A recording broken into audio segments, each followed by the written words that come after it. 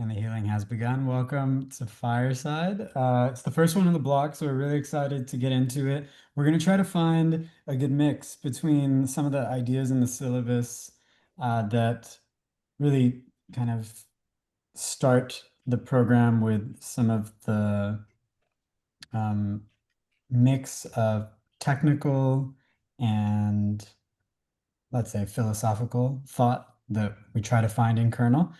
And we've added a fresh couple of slides just on some of the ideas and patterns that seem to be exciting around crypto right now, and perhaps also get into some topics that are exciting in the broader web. Many of them have been contributed basically by you all, so thank you again for being with us in KB11. Hopefully, this slide is starting to take more personal form in that instead of it just being kind of a list of companies or uh, universities or startups, you kind of like have some faces that you've gotten to meet. And if not, don't worry, we still have a little bit of time to get going there. We're still in week zero of Kernel. So this week we'll talk a little bit in Fireside on the play of pattern and trust. And I'll introduce Andy, who is a director at Kernel, helped write the Kernel book, and in large part has taught me um, more than anyone else about crypto and about the web more broadly. Um, but we'll kind of flow through these. We've always wanted firesides to be here as an important like conversation point for everyone. So the size of this room is about 17 people. I think it'll be a successful fireside if we hear at least 10 voices. So we'll try to make sure that engaging everyone's ideas is prioritized, not only this week but every Thursday. We start with the introduction to Kernel, which also has an introduction to Bitcoin and two foundational ideas on trust and the play of pattern. Next week, we study Ethereum in a little more depth. By week two, we're into the global financial system. Um, and then onwards towards taking back the web, which is a big narrative around taking back uh, our data and our control over the web. And then we still consider the second half of the syllabus to be a bit more forward-looking. Some stuff on tokens and mechanism design, some stuff on scaling more principled games, and we end with the gift at the end of the program.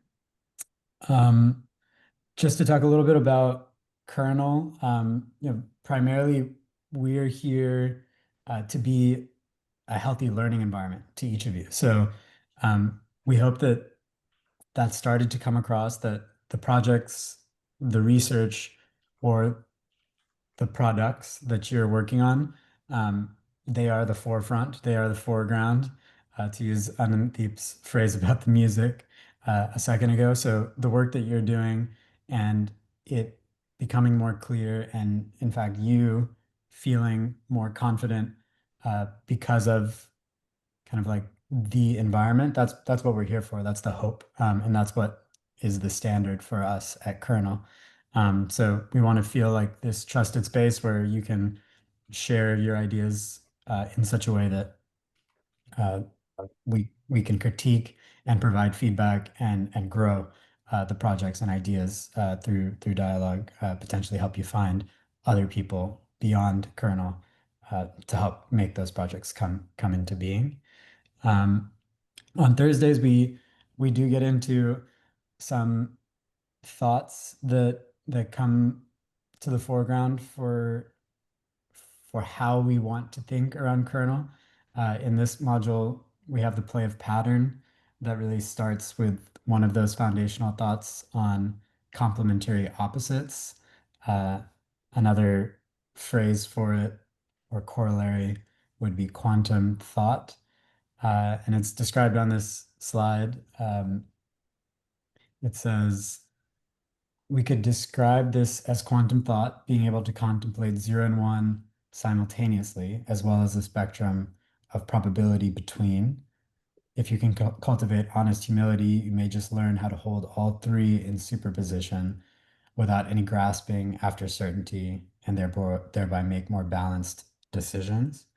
Um, this approach we find ourselves using a lot around kernel, and it comes with a pair of questions about, in a more philosophical sense, uh, what is it that you are here to do, and how can you respond? And that's ultimately what we're trying to get to in a kernel block. Um, in a more practical sense, if I come back around, we use this idea of complementary opposites to explore trust. Um, and there's a lot in terms of developing trust that kind of underpins the entire premise of crypto systems. Um, in the module, uh, beyond talking about things like we are each other's environment, there are ideas on how the complementary opposites can be used to define the growth of trust as meaningfully encoding what it means to lie.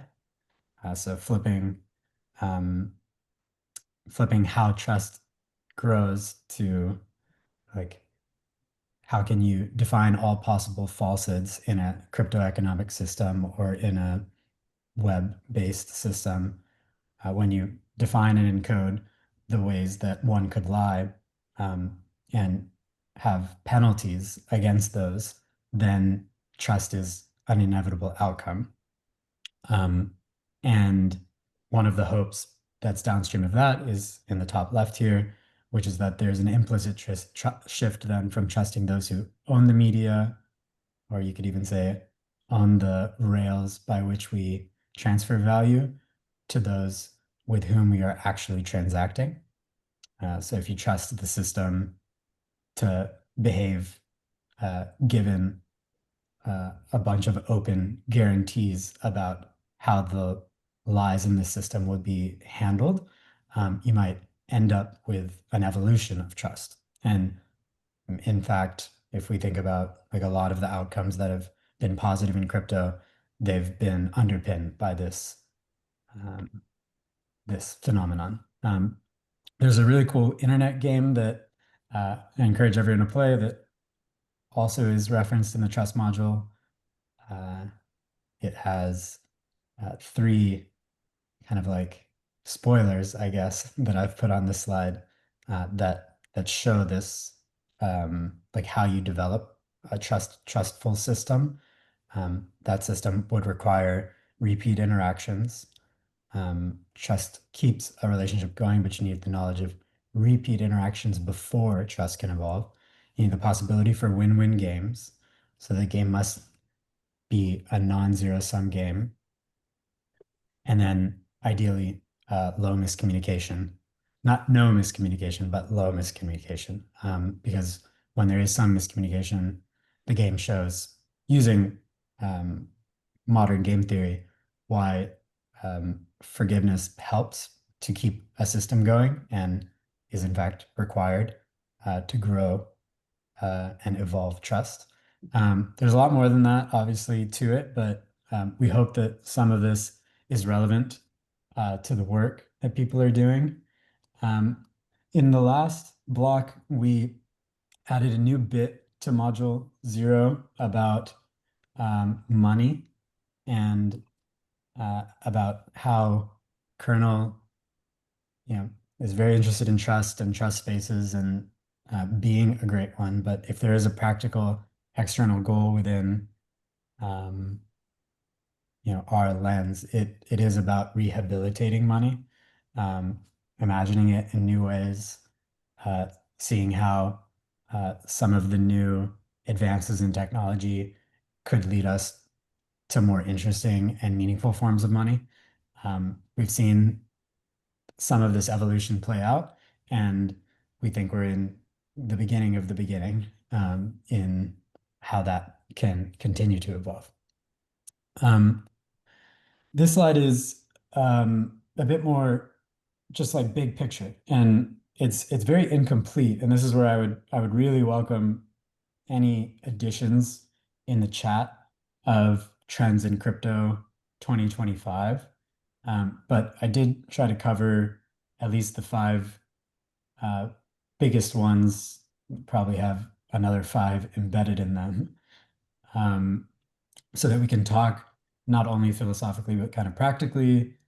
And then we have another slide that's about some of the stuff that people in KB11 are building or thinking about. Um, you have stablecoins exploding in breadth and depth with regulations clearing the way. Centralized lending is hitting all-time highs with Aave now reaching over $60 billion in deposits, somewhere at the size of the 30th to 40th largest bank in terms of overall deposits. You have perps now in a more decentralized fashion, reaching breakout scale. You have prediction markets, uh, real world adoption kind of growing, and all sorts of different ones in the on-chain finance world.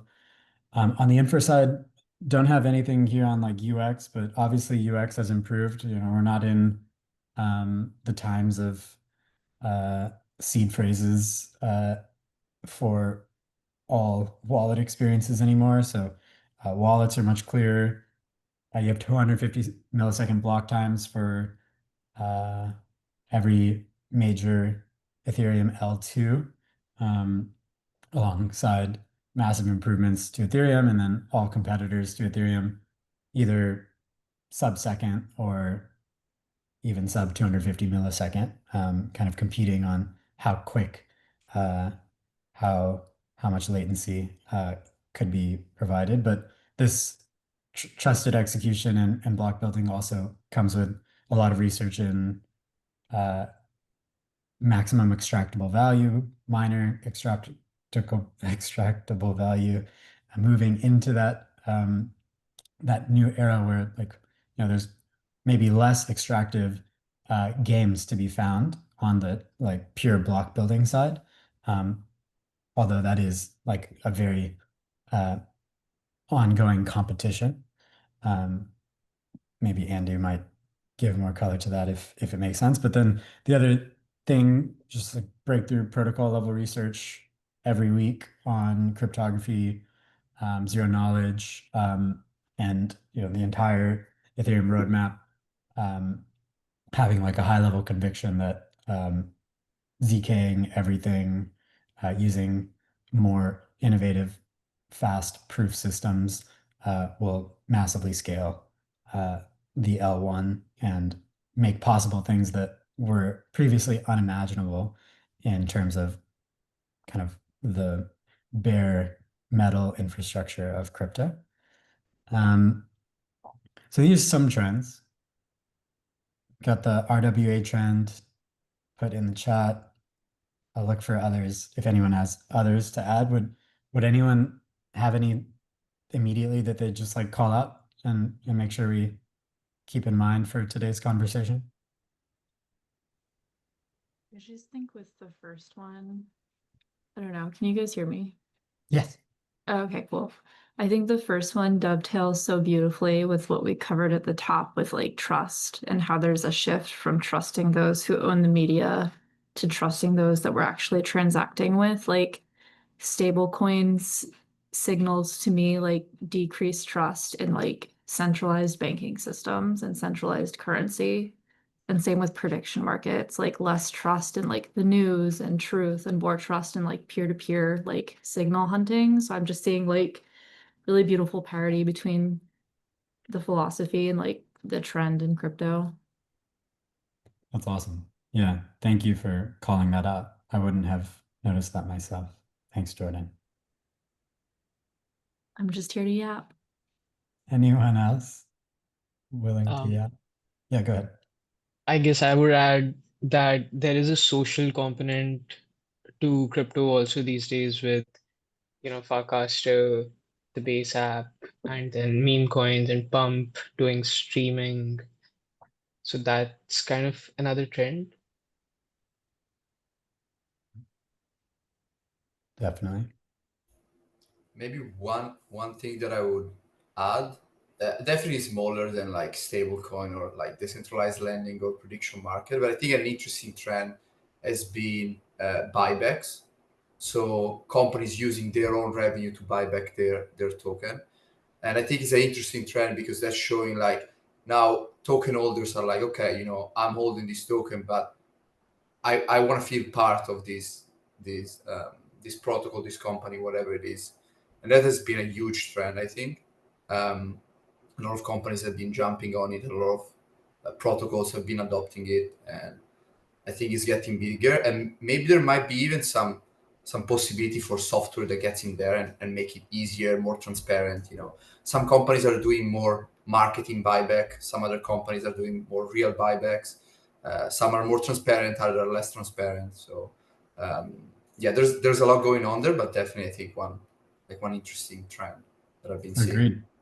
Agreed. Yeah, maybe just to offer one more. I think regulatory clarity has been huge this year in the Genius Act and the coming market structure bill, at least in the US. There's been this 10-year plus institutions are coming narrative. And I think with the regulatory clarity, they are now here. Every major bank is doing some experimentation with a private blockchain or tokenized assets. And a lot of this has been going on quietly in the background, but I think there's been a real sea change just in the last 6 months of folks viewing crypto as its own capital market and its own source of kind of buy side demand for assets. So there's a gold rush of sorts happening in the tokenized asset world with all the big players trying to figure out, what chain should I deploy on? What am I going to offer? It's been exciting to see. Yeah. Yeah. It feels it feels like it's moving in such a different fashion, for sure. And Yeah, like we're past the point of crypto might just go away and cease to exist. Like it's here to stay now, which is cool. But I feel like that raises a question that's interesting, right? Because the regulation has opened up the adoption of crypto as an asset class, but a lot of the stuff I read on Kernel's Week Zero materials, which I agree with, is crypto's promise as a currency. And at least the way I see it, I think there's a distinction between currency and assets. And I'd love to hear what you guys think about, whether the asset implosion in crypto is consistent with the currency vision for how crypto might operate in a decentralized world.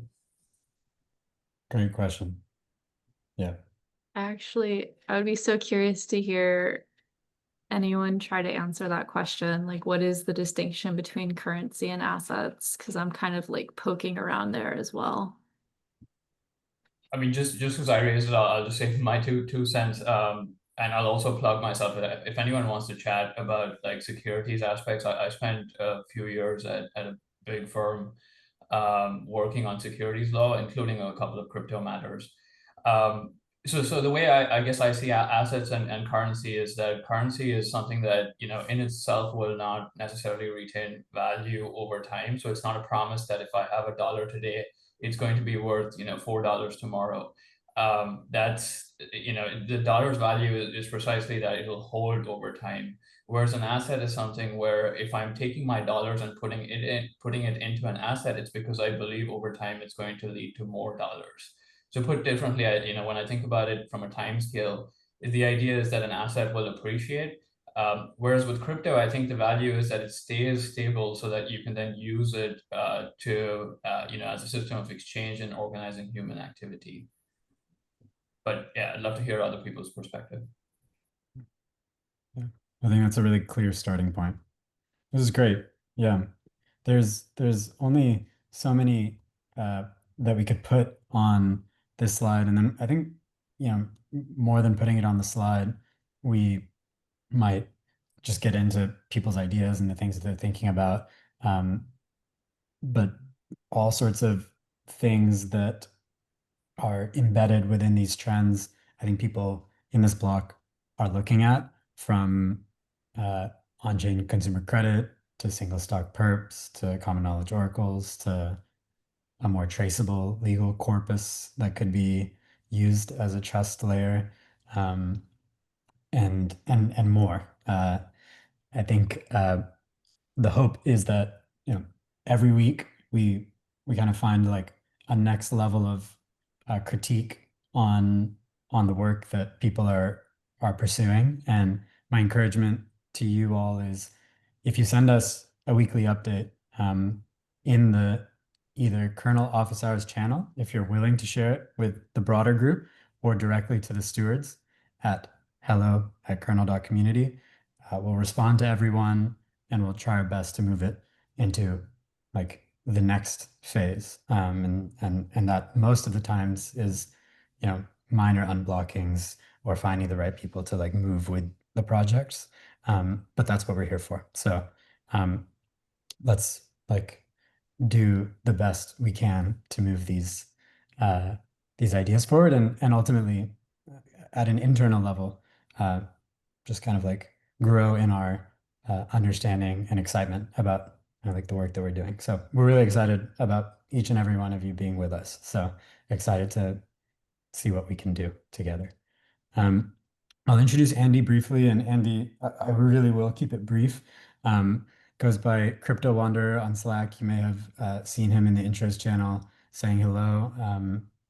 Andy and I met 2018 in Toronto, and the talk that he was giving at EdCon that year, that was quite early, was on the perfect language.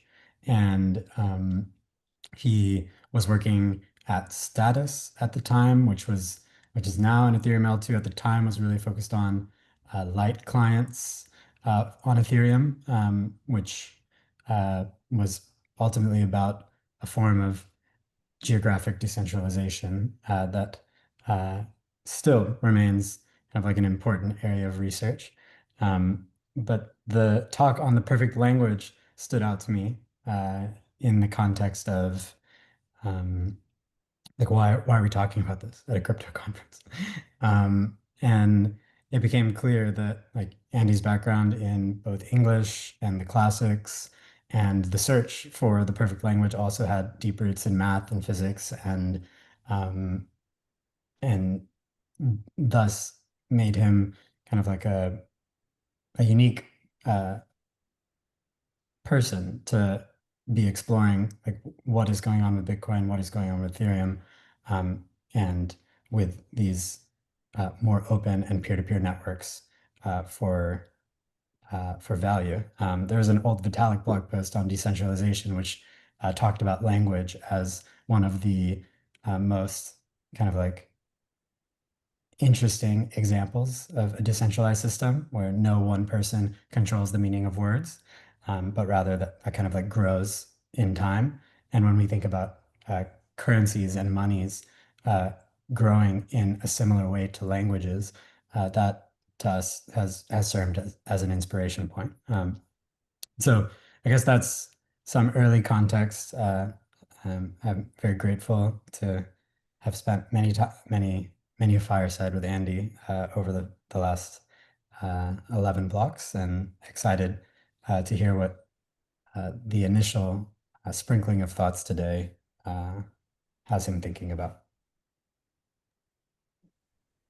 It's really fun to be back again and with everybody. Welcome. You're very, very welcome here with Van Morrison and V, two of my favorite people. I think Natash's question is an interesting place to begin because it helps draw some interesting distinctions between money, currency, and assets. And Kernel will consistently use the term money. And there's a good reason for that because it serves as a catch-all, right? It is generic enough to like refer to or point at multiple of these things without forcing a particular definition or way of looking at the world or way of conceiving what is going on here that might not fit all contexts. And so there's always this dance between the ambiguity required to indicate a wider field of meaning and the specificity required to drill down into the precise and practical details of any given thing. And like, why is this relevant at the beginning of a kernel block? It's because, there's so many definitions of money, right? And some of them are more currency-like, and some of them include assets, and some of them do neither of those things and go off in like very particular econometric directions.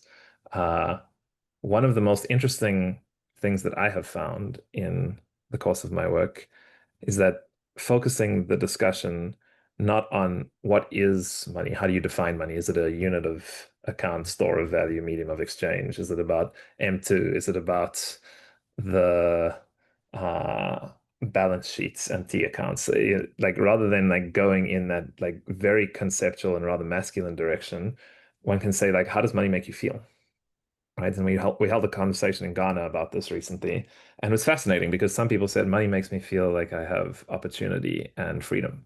Other people said it makes me feel really anxious. Other people said when I have it, I feel like a burden of responsibility is upon me. When I don't have it, I feel trapped. Other people said it makes me feel powerful and in control, like it gives me options. Other people said it makes me feel fearful and like I have a lot to lose. Right. And when you look at the scope of emotions that is raised by this particular topic, knowing that no emotion is necessarily right or wrong, emotion is like an indication of salience, right? Like the valence of an emotion and its particular strength just gets you to look at stuff more closely. You realize that none of us know what money is, and that's a much more honest starting point. And from there, you can begin to like build a better intuition about what it might be interesting to do with this thing in the world that has so many different meanings to so many different people, rather than thinking that you can force a conceptual definition that will be acceptable to everyone all of the time in every context that can possibly arise. So in this particular example, Nitesh, like there is like like I would say like slightly more of a focus on currency, and I don't really like the unit of account, store of value, medium of exchange story. I think that it all has to do with debt. And when you think in terms of debt, you can actually find your way to those kinds of definitions just in slightly different terms. So like a unit of account is really just a method of denominating debt. And a medium of exchange is a method of discharging debt here and now. And a store of value is a method of discharging debt elsewhere and later. And when you have those things, then you can see that currencies are both a unit of account and a medium of exchange, and assets are kind of like a unit of account and a store of value. Why would we say that an asset is a store of value if a store of value is a method of discharging debt elsewhere and later? Because sometimes assets become liabilities, and it's difficult to like account for that in different contexts. But if you have like debt-based approaches to thinking about this, they tend to be A, more honest, and B, more flexible.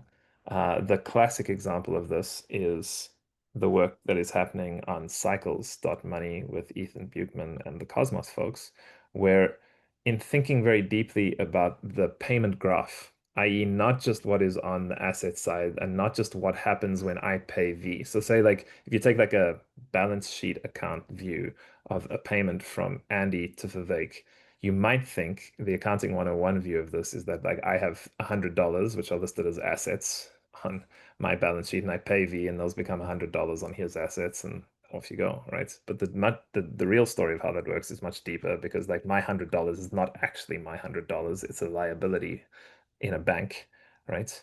The bank owes me $100, and when I pay Vivek, it moves from their liability side to the liability side of Vivek's bank.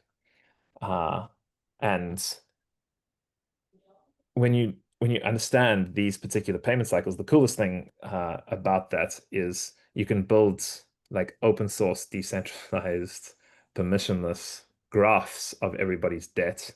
And the fact that V and I are willing to settle our debts in dollars, and the fact that myself and my father might be willing to only settle our debts in South African rands, and the fact that somebody else is only going to use Trinidad and Tobago dollars, and all of these things can actually like be aggregated into a global graph which you can solve over. And like everybody's willingness to accept and denominate and discharge their debt in different kinds of currencies can still contribute to settling an enormous amount of debt with absolutely no currency. And that's fascinating, right? Like that's not an insight that you could get to if you were stuck only in the world of assets or only in the world of currency or only in the world of debt. Like the cycles is such a fascinating example of this kind of thinking precisely because it's holistic, right? Like when we think about like what is habitable money, what is beautiful about this, right? Like it's such a funny thing to try and apply to money. Like is there any particular currency or is there any particular asset or asset class or even liability or equity? Like are any of these things like inherently beautiful? No, not really. It's difficult. Like holders of Nvidia might argue, right? But uh like there's a deeper beauty in terms of like the holistic way in which systems function. And this is only arrived at like with an intersectional approach that appreciates different context and the possibility to move between different conceptualizations, different definitions at opposite moments that lead to deeper insights. Um, so, like I think, yeah, a lot of the stuff in kernel will like lean closer towards the currency stuff because it is informed by the historical like beginning sentence of the Bitcoin white paper, which is a peer-to-peer version of electronic cash, right? And cash is very much like currency. But it's not only that, right? And we're like really trying to extend our own minds and our own capacity for thinking in lots of different contexts without sacrificing too much precision when it's required. And like that intuition about when to shift between like let's talk in broad strokes about the possibilities of what we could do with money and then get really, really specific about how you like arrange acceptances, obligations, and set off notices in a Cosmos IBC VM that uses trusted execution environments and graph flow optimization and zero knowledge proofs of integrity. Like that intuition about when to move between the different worlds and the different possible feelings and the different kinds of definitions is part of the art that is really talked about in that piece on weird ways. And then like the other point that I wanted to make V is just like because I love nitpicking V. If this is our first fireside, so you might not appreciate that, but this is one of my favorite pastimes. And module 3, Take Back the Web, is neither about data nor control. It's about identity and time, and they're very different things. Control specifically is like relevant to this line of thoughts in the sense that I personally don't think that the majority of stable coins are good expositions or illustrations or representative examples of what is being talked about in trust, precisely because the control architecture is not any different, right? There are certain examples where like you might like point at Go, the GHO, the stablecoin from Aave, or the old Maker system, or DAI, or RAI, or HAI, as like examples that are closer towards that, but certainly like Tether and USDC, which are 99% of the markets, are not examples of the kinds of things that meaningfully distribute power.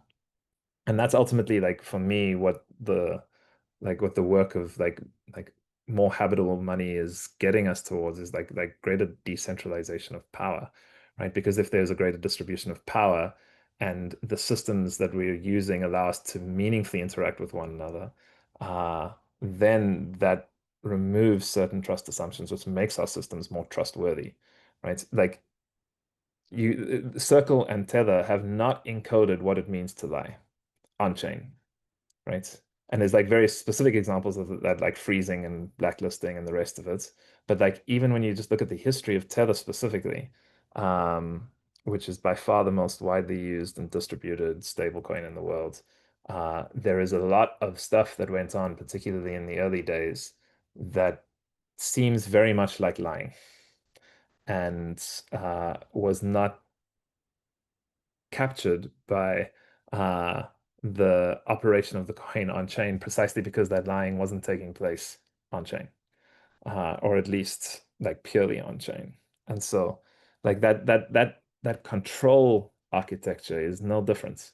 And it like the spread of it is potentially like very, very concerning for a lot of other players in the game and countries in the world, right? So like a lot of my work these days has to do with finding really, really great businesses in Africa and helping them succeed because I really care about geographic decentralization because it is the thing that contributes most meaningfully to the distribution of power in these networks.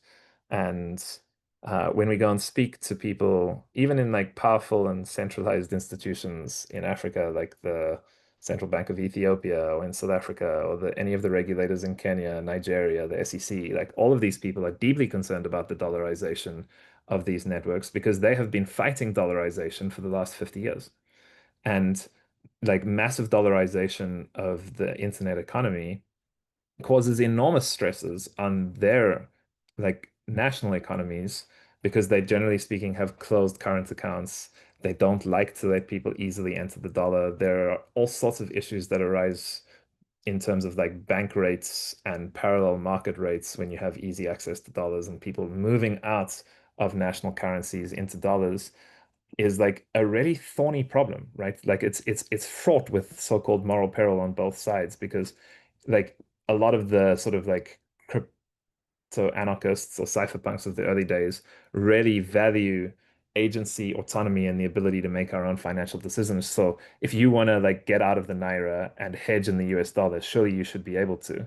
And like, yes, to some extent that's true. But also, if everybody is doing that in Nigeria, the devaluation of the naira is accelerated enormously outside of the control of the nation state. And the people who are harmed the most by that are those who don't have the access, power, and education to make use of an early exit from the naira, right? So it actually exacerbates social inequality and does all sorts of strange things, even though it has this nice feature that like if you want to and if you have like the pre-existing education and privilege, you can exercise your agency and your ability as a sovereign individual to choose whichever currency you want to save in. And so like these are examples of the kinds of like really unsolvable moral paradoxes that arise when we increasingly centralize power and when we don't change the control architecture. Because like I'm not saying either one is good, right? Like I want people to be able to hedge against volatile national currencies. I don't want nation states to have like executive control over which currencies their citizens are allowed to save in. I think export control acts as a South African are generally speaking like quite bad.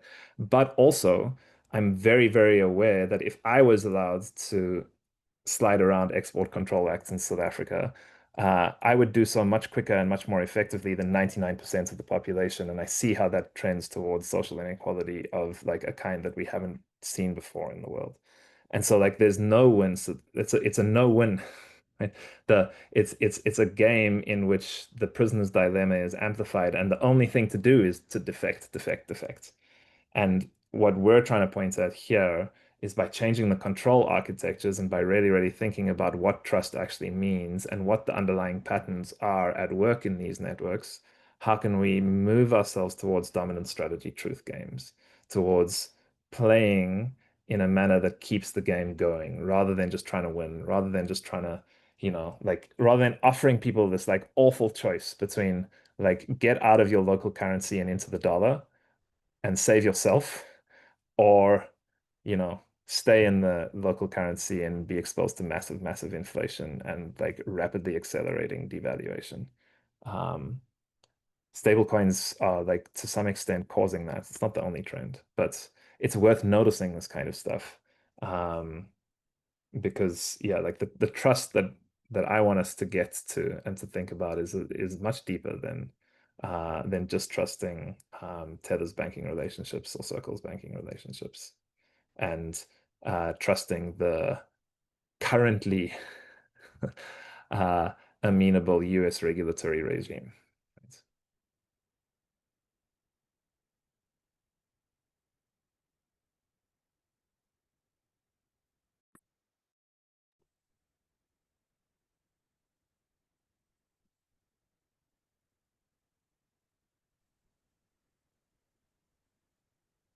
Do you feel, Andy, that you have any other comments on the trends that are listed here or other ones like cycles that, and even everything that you said about stablecoins in Africa, could you elucidate others that have your attention right now? I think these are good trends to notice, and I like the point about like regulatory regimes are changing, and that's curious to watch the effect that it has that on like people's like mindset, right? Because that's another big part of this particular module in terms of like the play of pattern and throughout kernel, how we've set it up with this kind of like personal inquiry and then Web3 inquiry strongly linked in each module. And like here we're beginning with like, well, it really all depends upon the quality of your questions, the quality of your ability to hold in mind contradictory theses, positions, ideas, feelings, concepts, and not have them exist in some kind of right versus wrong or good versus bad relationship, but rather like explore the whole spectrum of probability between without like collapsing the waveform, so to speak, right? And really enabling like broad search through narrative. And so like the regulatory changes are fascinating to me, not because I have any kind of political agenda or not because I feel any particular kind of way about like shifting political power in the world. It's just really, really interesting to think about the impact on psychology that it's had.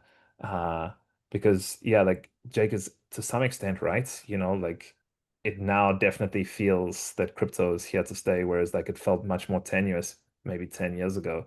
But the underlying tech hasn't changed, right? Like crypto was always here to like once somebody had solved the conceptual problem of how to issue currency in an infinitely copy pastable environment that couldn't be counterfeit and in which the double spending problem had been solved. It was done, right? Like there's no way back from that idea. The question was, does it achieve the kind of social currency and the like widespread awareness and adoption that makes it a lasting trend in like human interaction? And suddenly feels that way now. And what underlies this is not any particularly like regulatory change. It's a shift in mind, right? Like so it's a question of our like collective consciousness, so to speak. So that it's like very interesting to notice that these are the things that are actually relevant in determining like what crypto is, right? Because it's been many, many different things in the last 16 years. And that's very, very interesting to notice. Uh, and like the thing I'll say here is that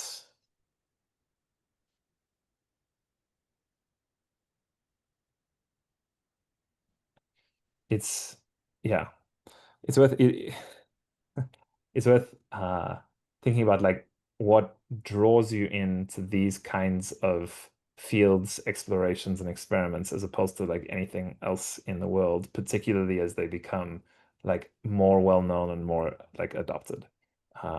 Because I think that there are like really, really good reasons to care and to be involved, and that those don't necessarily change despite like the shifting winds uh, of any particular regulation. And yeah, like there's a lot that we could talk about in social finance. I think it's like better suited to like a later week where we can really go deep on the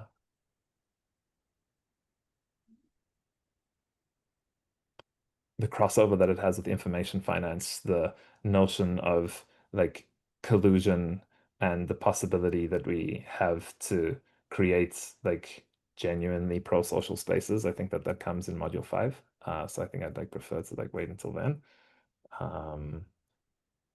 Yeah, and then, proof singularity and ZK everything is really, really interesting. And it's a similar it's a similar quality of thing to like once somebody has solved how to like once the idea exists, it exists forever, right? Like once it is possible to prove a piece of data without exposing anything relevant about that piece of data, then that leads to like a very interesting set of consequences. Yeah, again, like it's perhaps better for like later in the block, maybe like around module 6, where we talk about like elder games and ways in which you can like use like you play games within the current game that lead to like interesting outcomes. The elder game concept, I think, is like best for this kind of like ZK stuff. So yeah. Cool. If anyone else has thoughts, kind of we could open it up. It could be questions for Andy. It could just be kind of like reflections, thoughts on your own work, things as you're getting going in Kernel. But would love to hear just kind of like from the group in more of like a open forum for reflections and ideas on your own work. Well, I've a question for Andy, which is loosely formed. So forgive me, but I'd like to go a little bit deeper on the importance of the decentralization of power and the consequences of its centralization. And I ask because it's kind of one of those orienting values that I've sort of come to just accept that, like, this is probably the direction we should be heading in. But I think it's useful to revisit the underlying kind of rationale. And I kind of, one thing that comes to mind is a post that Vitalik posted, I think yesterday, about the importance of openness and verification throughout the entire technology stack, which is, to me, kind of a form of the decentralization of power, right? The decentralization of the power to inspect and examine the systems that we rely on. So I'd be curious, obviously these conversations that we've been having over the last years feel like they're taking on a new salience as the world is changing in ways that I kind of always feared a bit, but never really was sure or believed would happen. That's at least seems to be what's taking place right now. And so to revisit some of those underlying ideals now and just sort of touch base with them is helpful for me. I told you it would be a bit incoherent, but You know that you've given before time started, and there's no problem, right? Just as a general rule. Yeah, the one interesting way of approaching this is to ask what is power, because that's been like a very like deep question for me over especially the last 5 years. And it's taken me a long time to come to like any kind of like conceptualization, which I think is worth like speaking out loud, even though it's still not right. and like the physical, like the actual physical definition of power is work over time, right? It's like the amount of work that you can do in a particular time period, in a particular duration. P equals W over T, and like literally like the physical equation, right? And that's fascinating to think through as like an analogical structure, because basically like power is just the ability to do like a particular amount of work in a given time period. If you think about like the power to change interest rates in the US, right? That's actually like an enormous amount of work to do, but it's like a group of like a few people that get to do it in the course of one rates meeting every 6 months, which is still to me kind of unbelievable that this is like one of the core like monetary levers in the world, especially given that the dollar is the global reserve, right? So like the chairman of the Fed has enormous power because their ability to do like a like otherwise like enormous amount of work, i.e. change the interest rates of the global reserve currency, which has all of these downstream implications in terms of like the economics of like not just the dollar, but all of the economies which depend upon it, happens in a very, very short period of time. You and I could spend our entire lives lobbying to change the federal interest rate by like, say we decided it needs to be 50 bips lower. We could like spend years lobbying for that to happen and still achieve nothing, right? And so our power is consequentially quite like attenuated in that particular channel. right? And the same thing is, so like we're really asking about like what are the low resistance channels to get large amounts of work done in short periods, right? There's high resistance to you and I changing the Federal Reserve monetary policy, whether it's interest rates or you know, any of the other levers that they have. Now, what we're trying to do then when we're talking about like the distribution or the decentralization of power is we're trying to open as many other low resistance channels as we possibly can to get meaningful work done by a diverse group of people in shorter periods of time. Right? That's like generally speaking how I think about like what it actually like physically means to distribute power. It's not that you're taking away something from someone and then like giving it to others in this Robin Hood-esque kind of way necessarily, because we know that that particular archetypal thing of like take away from the powerful and give to the poor, however you define poverty, and that has a whole other like thing we can talk about. Like generally speaking ends in revolution, and revolution generally speaking ends in irony, right? Because those who are like the brokers of that particular process, because they're not actually opening more channels that are lower resistance for more diverse people to do interesting kinds of work in less time than it would otherwise take them, become powerful themselves and enact the same patterns on generations to come. You see it in the French Revolution and most other revolutions throughout history. Like perhaps in modern history, the only one that like might not exactly look like that is the South African transition from apartheid to democracy, which is nevertheless also still wrought with any number of contradictions and abuses of power. So, like, this to me is kind of like fundamentally what it's about, because like I understand what you're saying. Like, there's some part of me which, when I hear, oh, the institutions are coming, having been involved in this for like well over a decade by this stage, I'm like a big sigh, like I feared that this day would come and it's here. And Donald has a stable coin and is like making bank off the stuff that we have done, you know. But I very deeply believe that the work is not to like block that only. There might be things that we can do which make that kind of like manipulation and abuse more difficult. And I think that those are relevant and necessary. But also, the main work is to like continue to open more channels that enable people to do interesting work in less time than it would otherwise take them. And that's consistently like what I think the stuff is about. And I phrase it that way specifically because it's like it's not really a moral question, right? Uh, and this has been fascinating to me, especially to like learn from and read through the works of Vitalik. When you see him tackle issues like censorship resistance, which is generally speaking, if you look at the history of stuff written about censorship resistance, it's high political rhetoric and it's argued in natural language, right? Like we should have central censorship resistance for X, Y, and Z moral reasons. And it's linked to some like philosophical or political ethics and science, right? Whereas like what Vitalik is saying and what a lot of the cypherpunks are on about is that you can actually talk about this stuff in economic terms. When you see him talking about censorship resistance, there's always a cost model associated with it. What is the cost of attacking the network with a 51% attack in proof of work? Or what is the cost if it's proof of stake? Like how much of the stake do you need to have in order to reverse history or to roll back the chain or cause a reorg? There's always like cost models associated with these things because like you're like the mega trend that we're seeing here is away from like moralizing rhetoric and into questions of engineering, right?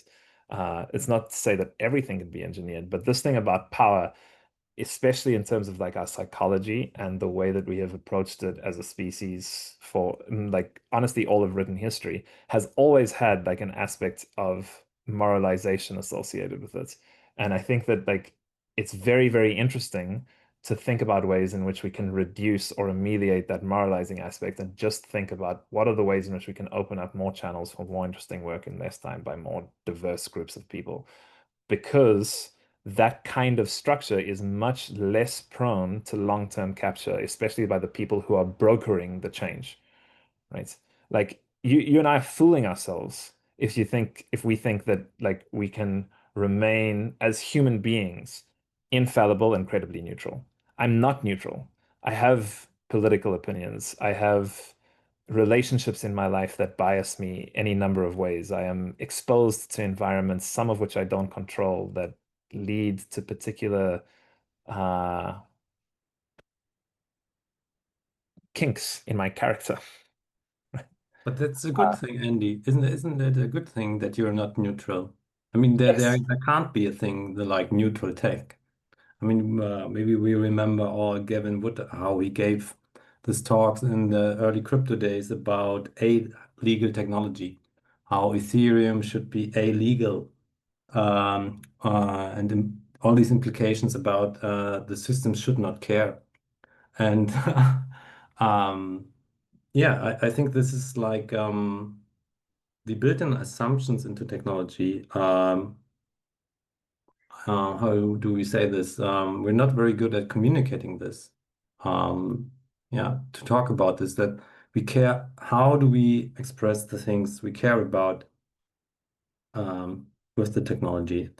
Not only writing code, not only building stuff, but how do we relate then? How does it change the relationships between people? You know? Yeah, exactly. I'm not neutral, nor will I ever be. And if you want to say that's a good thing, great. Um, it's a true thing, right? Mm. And you're absolutely right. Like I don't think that this, yeah, we should build systems that care, and they shouldn't be illegal is my particular perspective on this. But what I'm trying to sort of like illustrate in this response to John is that the question is, okay, so I have a set amount of energy and time in the world in my life, right? Like, am I going to use it trying to like block abuses and negative uses of power that I see in the world, or open up increasingly more channels for other and diverse people to do other and interesting things? And like, it doesn't have to be either or. This is not a mutually exclusive thing, right? And I think that like my opinion, my biased and not neutral opinion is that like a good life entails necessarily doing both. You must speak truth to power and stand for what you perceive to be justice, truth, and beauty. And you must also like find the third way, right? Like the middle part that like doesn't just resist what currently is. You like find that creativity, that subversive joy, the like interesting, unseen, accidental find by the side of the road that like opens up a new space of possibility. Because both of these things are like very, very important in terms of the way that we approach like ourselves and our work. And particularly when it's like heavy moralizing topics like power and or decentralization, it like behooves us to like also like emphasize that a little bit more, because like it seems like it's only this thing about like revolution or taking down the banks or taking out governments, or now actually no, we're partnering with them and it's like that's one aspect of the thing, but there's something else going on, which is just like opening more channels for stuff to happen, because like that hasn't happened in revolutions in recorded history, right? And as a result of that, they always get misdirected. You see it happening at the moment. And this is like part of the fear, John, that I like hear in your question, and also in, like that I feel in myself, because like, and it links to this thing of language, V, and like its decentralized meaning and the way that that can get used by different people with different intentions. Because like one of the things that I noticed, for instance, which is really fascinating, is that when like we were just beginning, like the way that we spoke about these networks was that you can't switch them off, right? There is no off switch. So you can't switch Bitcoin off. You can't switch Ethereum off, i.e. like nobody has the centralized authority to go and censor people, right? Like the can't switch off was about censorship resistance and its ability to enable meaningful access and expression for anybody, irrespective of their particular ideology or place in the world. Now, that exact same thing, can't switch off, has been translated to always on 24/7, therefore cheaper, better, faster, right? And like it's exactly the same thing. It's like can't switch off, always on.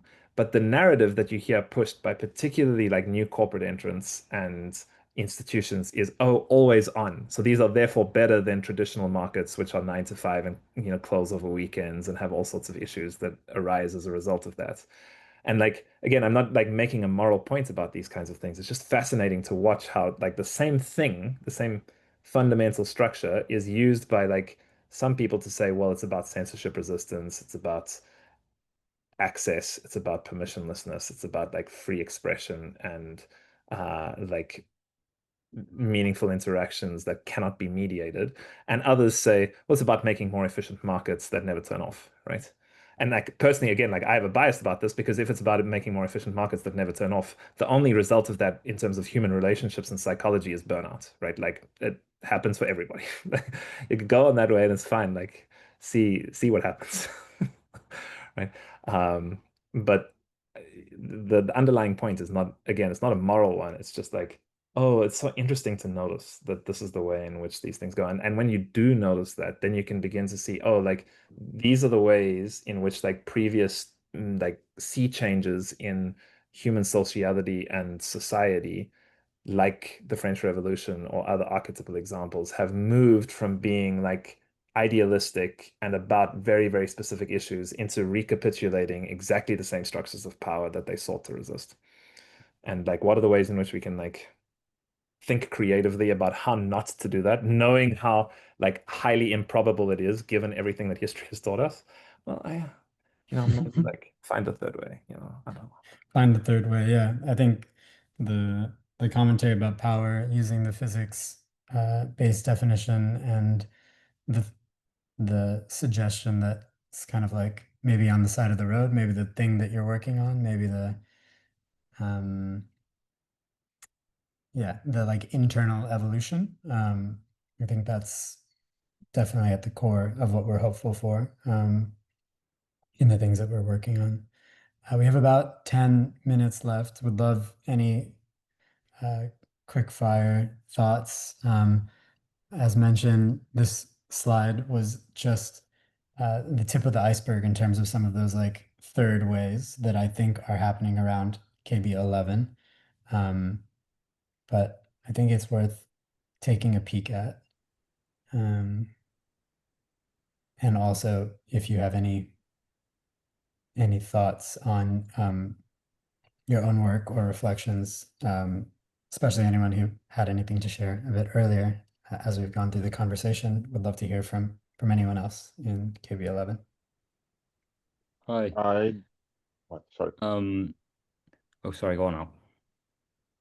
I do have some quick challenges for Andy. Like for censorship resistance, we actually try to patch censorship resistance because like some hack happened on chain, and because of censorship resistance, the hacker can use the bridge to submit transactions, which is obviously not good. So like when you factor in like also the second challenge is like if you freeze all of the accounts that use USDC and Tether, like wouldn't you effectively like hold Ethereum, like because US government can do that probably. The stable coinization is also is very important stepping stone for compliance and also control of the whole system. And the other thing is like you can basically find your way to operate a big validator on Ethereum, like with some government resource. So then you can also do lots of things with it. And also, right now I don't know the percentage, but lots of nodes run on AWS, Google, or like cloud services, not like at homes. Like definitely Solana ones run definitely on like big data centers because like of the intensity of the computation. So I guess the blockchain is going to be more integrated into banking system and compliance that we are being like hoping the exact opposite, I guess. So like in reality, like in theory, those things make very sense to me, censorship resistance or like decentralized finance or etc. But for greater adoption that we are seeing now, it needs to be kind of integrated into the current financial system and has some guardrails somewhere. Like, what do you think about this? Yeah, the freeze functions for USDC and Tether are in the contracts themselves, right? And so like you can freeze accounts that hold the like balances in the contract because the contract just literally keeps like a mapping of account to balances. Yeah. So it wouldn't stop Ethereum, the chain. It wouldn't like affect like its ability to like finalized blocks because it's not like you're stopping transactions in flight. No. I mean, not really, but you can cut off AWS, Google Cloud, then you can do that effectively. But like taking out of liquidity from the system effectively makes it unusable. That's what I'm saying. Yeah, it's an interesting point. I like let's see. Yeah, I don't know. I don't know whether it would like absolutely stop it. It would have a huge effect, that's for sure. Right? Yeah, like if the government like issued a cease and desist against all global operations for Tether, it would be interesting to see like what kind of thing that would cause. Or if Tether was hacked and like one of its key admin keys that controls those contracts was used to like abuse some of the power that is centralized in them, it would be interesting to see what happens. So the point that I am trying to make is like Tether holds extreme amount of treasury bills. So actually, U.S. government won't do that, but also Tether is very into U.S. government in that way. So like all of the also I guess Circle and all of the other companies hold treasury bills, and so it's kind of a in exchange of getting blockchain a dumping ground for US debt, uh, we are kind of allowing more adoption across the board. So like Visa and MasterCard or banks can come in and do on-ramp and off-ramp, and the government won't say anything about it because they hold the debt. Like the government effectively sells the debt to like stablecoin issuers in terms of on your first intro about like money, debt, currency. Yeah, there you go, huh? Blockchains as a dumping ground for US debt is a nice catchphrase. And it Yeah. illustrates, I think it illustrates like a lot of because that's where I was going, like even because I think that there are some like thoughts to color like not everybody runs their nodes within AWS, GCP, Azure, or Hetzner, although like a large majority of nodes are run there. It's not the case that if like one or many of those cloud providers were to go down, that Ethereum would hold. Like again, more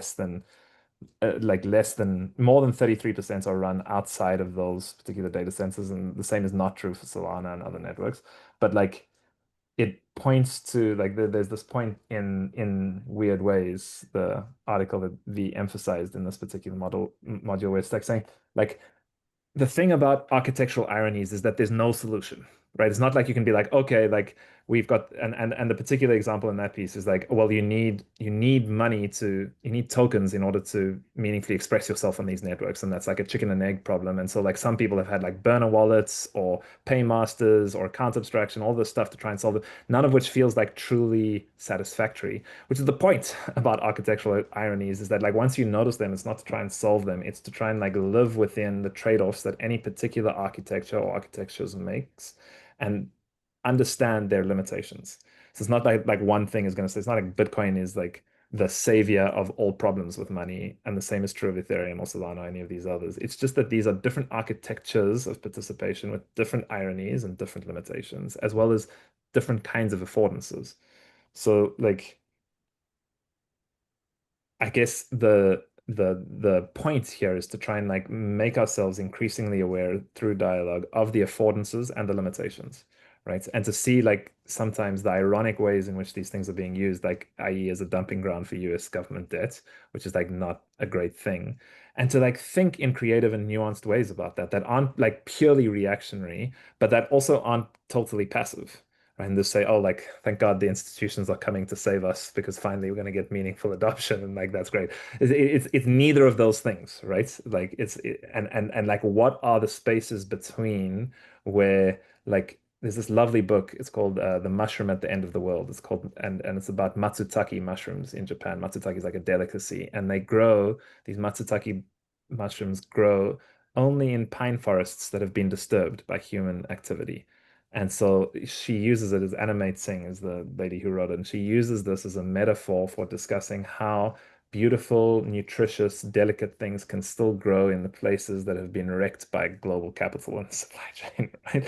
And to like how do you find those beautiful delicacies in the ironies and the contradictions and a lot of the wreckage left by narratives that like level off or degrade or like tend towards like monoculture of all things, such that like, with enough institutional adoption, like blockchains end up looking more and more like banks. And like, isn't that funny?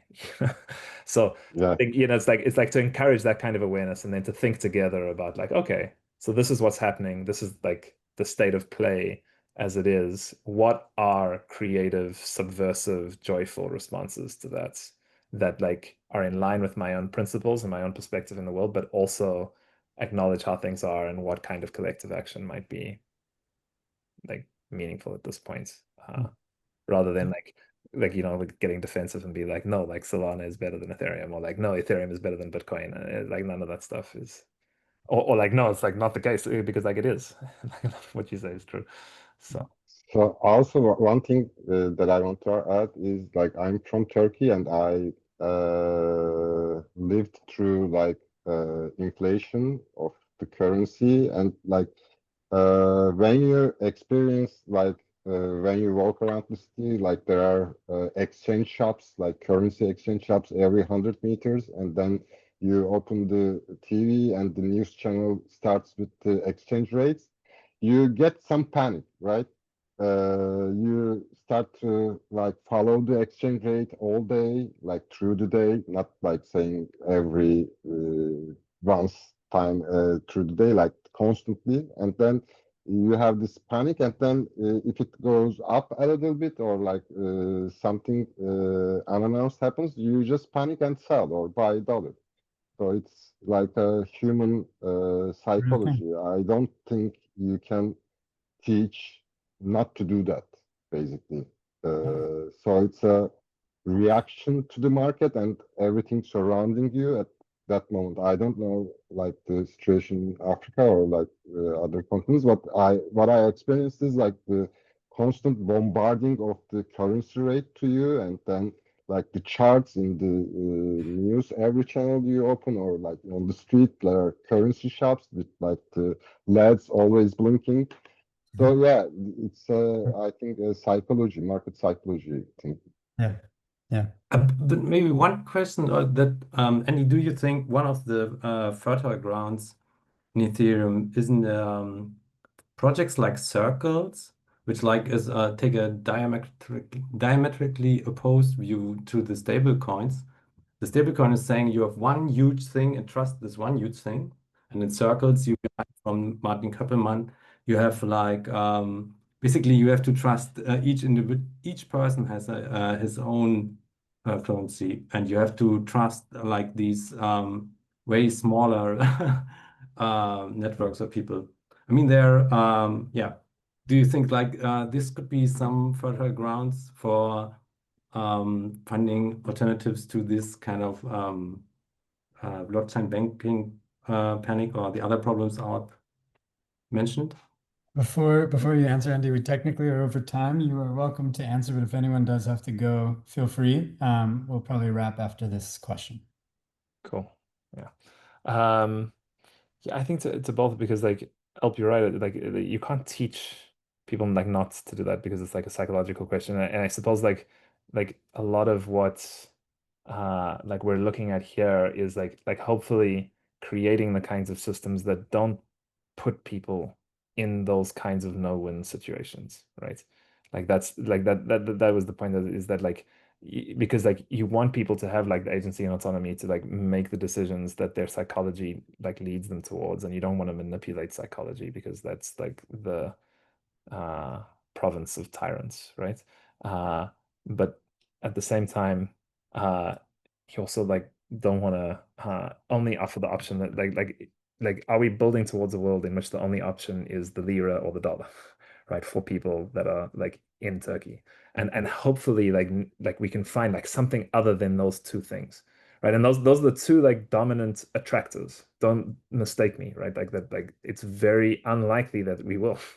But precisely because it's unlikely, it's worth doing, in my opinion, right? Because like it's kind of like the fool's hope that there is like a third way, that there is some other like systemic alternatives that can be offered, which don't require people to like make unthinkable choices, right? Because like what is the choice there? Like stay in lira and like lose everything that I've worked for my whole life and the security of my family and all those that I love, or like buy dollars. It's not a choice, right?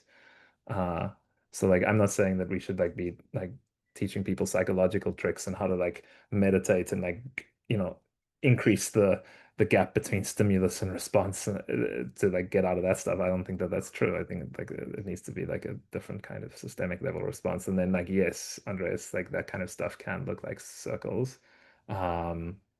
As you probably know, like Circles has had some interesting challenges in scaling out of like the in-person communities in Berlin, where it began towards like a more wide internet native user group, and that's like largely as a result of the psychological overhead of having to track like multiple different currencies, like Andy coin and Andreas coin and Vivek coin and all the rest of it. So like that thing of like not trusting the monolithic structure makes scale like quite difficult to achieve, but it does hold within it like a lot of really nourishing and wonderful lessons about like explorations that don't look anything like what we currently have.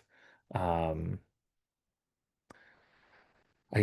I'd like, yeah, so I personally am like, I love that kind of stuff. I think that there are, I don't think that it's like, yeah, like I don't think that it's a solution yet, right? But it's nourishing in the sense that it shows that like what is really happening at like the technological level here is like we have opened a programmable universe of possible currencies, right? And like literally there is like there's a Turing universe of currencies that you can code, right? And like it's really interesting because it's not just like Turing complete, right? Like because it also embeds within its like certain kinds of narrative. So Circles is one kind of narrative. This like in weird ways is a reference to the weird money of Kernel and Honor, which is like the ERC20 standard. It's exactly the same programmatic structure with a different narrative attached to it, wherein your balance is not a representation of assets, but rather obligations. So like there's actually like what I actually think is there's three, I don't know. What's the global debt these days? It's like 650 trillion. Okay, so let's say there's 650 trillion middle ways, right? Not just like a third way. And we're only just beginning to explore, oh, okay, well, like maybe we could have like everybody having their own kind of money, or maybe we could have like money being a representation of obligations, or maybe we could have these payment graphs in which everybody surfaces their debts and then we do like optimization flow algorithms over them. And I expect that like if just a few really good people continue working on stuff like that, it might provide the kind of systemic alternatives that are a meaningful, if surprising, option, rather than just like the lira versus the dollar, or the peso versus the dollar, or the naira versus the dollar. And also it's not just like the naira, the dollar, or Bitcoin, or the naira, the dollar, Bitcoin, and ETH and Sol. Like what other things do we have that lead to different social outcomes? And like continuing that work, right? Seems to me like really interesting and relevant. Yeah. Therein lies the focus on rehabilitating